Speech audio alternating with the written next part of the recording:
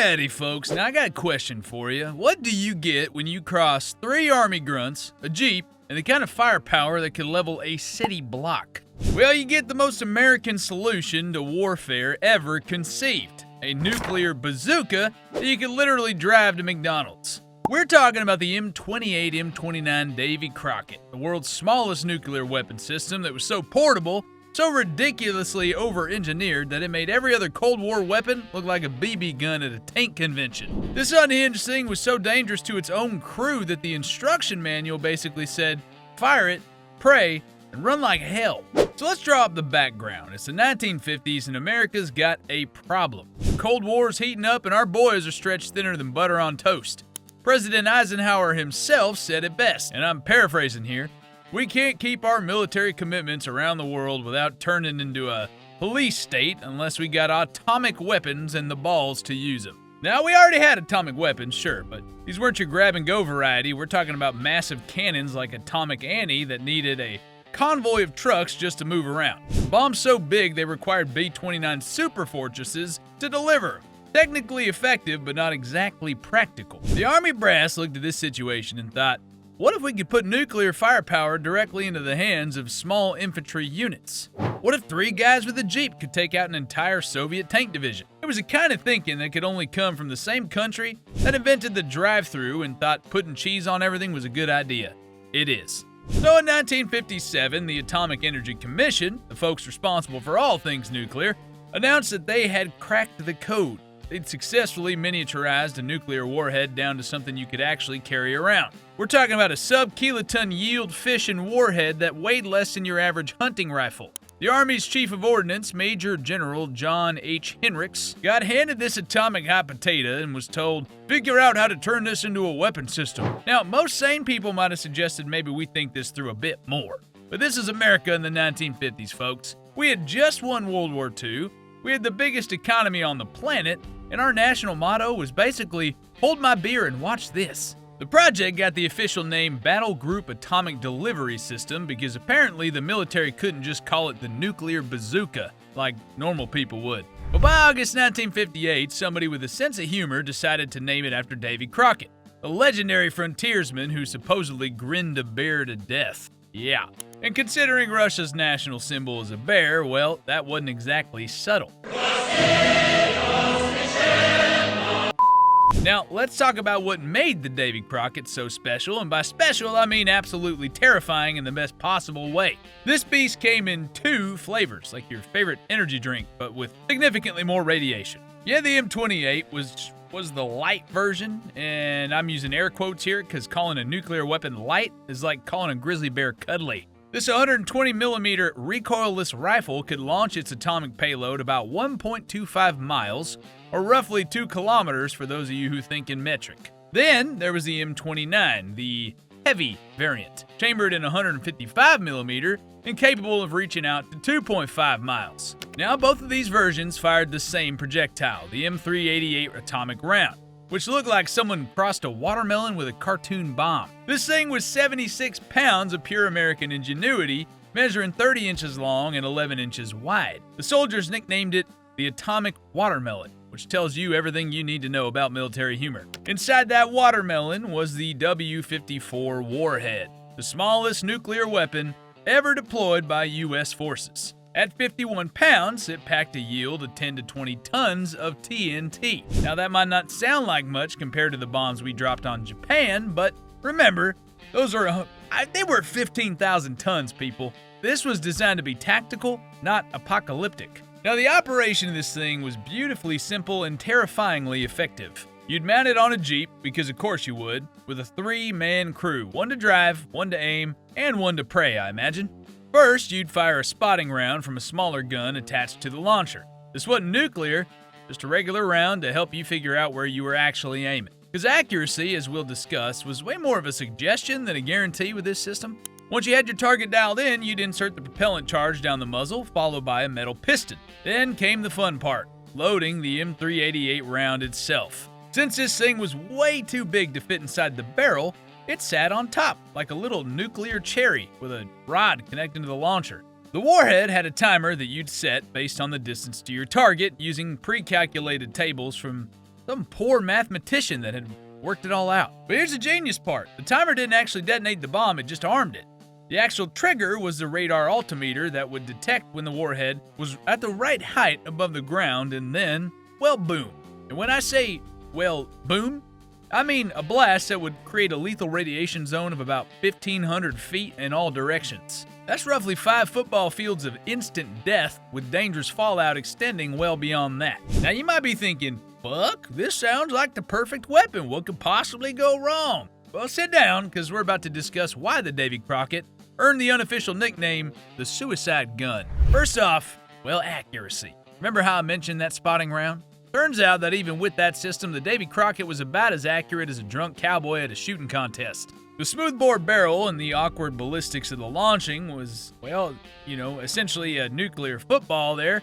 That meant that where it landed was more of a general suggestion than a precise science, if you catch my drift. But inaccuracy wasn't the real problem here. The real problem was range. See, that maximum effective range there was shorter than the minimum safe distance from a nuclear explosion. Let that sink in for a moment. You could accurately hit a target, but you'd probably die from the radiation. The Army solution? Well, fire it from behind a hill, keep your head down, and hope the wind doesn't shift. I'm not making this up.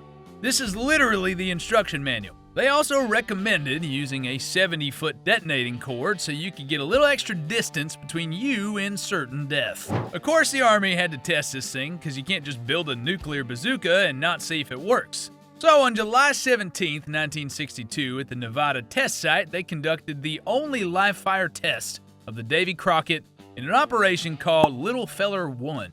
I'm really not making this shit up, folks. 396 spectators, including some of the highest-ranking military officials in the country, sitting in bleachers about 2 miles away from Ground Zero. Among them was Robert F. Kennedy, the Attorney General and brother of President JFK, who was there to witness what would be the last atmospheric nuclear test ever conducted by the United States. The crew fired the M388 round from an M29 launcher mounted on an armored personnel carrier. The nuclear watermelon flew approximately 1.7 miles and detonated about 30 feet above the ground with a yield of 18 tons. Now for comparison, that's about 700 times less powerful than what we dropped on Hiroshima, but it was still enough to turn a tank into a radioactive scrap metal piece. The test was considered a success, which in military terms meant it exploded when we wanted it to and did not kill any of our own people. But even as they were celebrating, some folks were starting to realize that maybe giving nuclear weapons to sergeants wasn't the brightest idea we'd ever had. Now, despite the obvious safety concerns, the Army went ahead and deployed over 2,100 Davy Crockett systems. These were stationed everywhere from West Germany to South Korea, from Guam to Hawaii. The idea that small units could use these weapons to stop massive Soviet tank formations, giving a handful of American soldiers the firepower to take on an entire armored division, seemed like the move. The most enthusiastic supporter of the weapon outside the U.S. was West Germany's defense minister, Franz Joseph Strauss. Now, this guy wanted to arm German troops with American nuclear bazookas, claiming that a single Davy Crockett could replace 50 salvos from an entire divisional artillery park. NATO commanders took one look at this proposal and said, yeah, absolutely not. Yeah, apparently giving nuclear weapons to the Germans was where even the Cold War drew the line. Now, as more of these systems were deployed, the problems became harder to ignore. First, there was the accuracy issue that I mentioned a couple times before.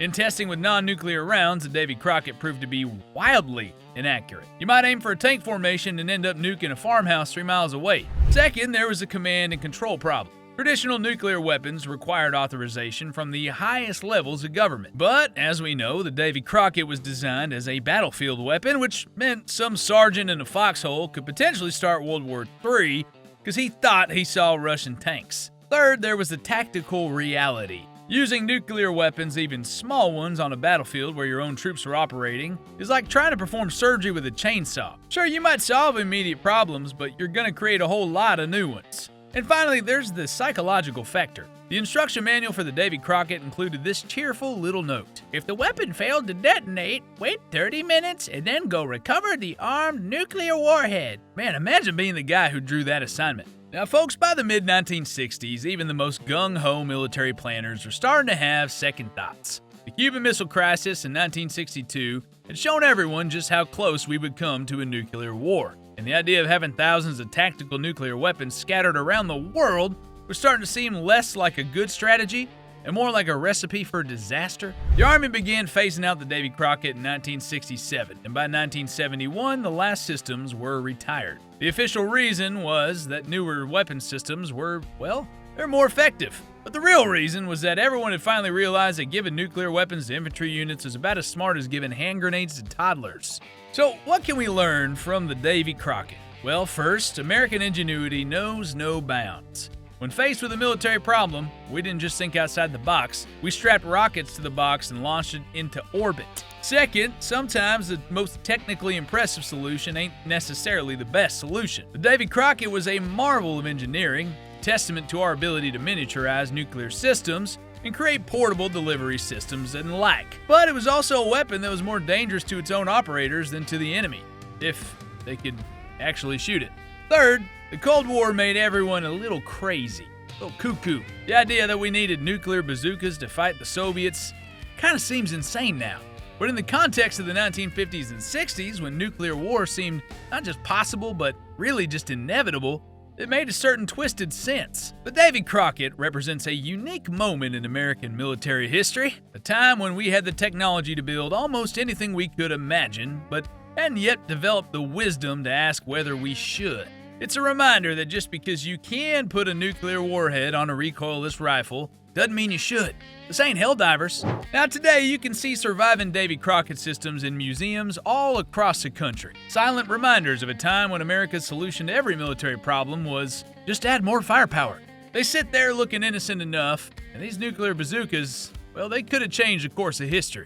The M28 and M29 Davy Crockett systems were never used in combat, and for that, we should all be grateful. But they represent something uniquely American. The belief that any problem can be solved with enough engineering, enough firepower, and enough sheer audacity. In the end, the Davy Crockett was retired not because it didn't work, but because it worked too well. It gave small units the power to start nuclear wars, and even in the height of the Cold War, that was a responsibility that nobody wanted to hand out. So next time someone tells you that Americans don't think big enough, remind them about the time we built a nuclear bazooka that you could drive to a grocery store. Because if that doesn't sum up the American spirit, I don't know what does. Now, if you enjoyed learning about America's most portable nuclear weapon, hit that like button harder than a W-54 warhead hitting its target. Subscribe for more stories about the weapons that shaped our history and drop a comment below. I want to hear your thoughts on tactical nuclear weapons.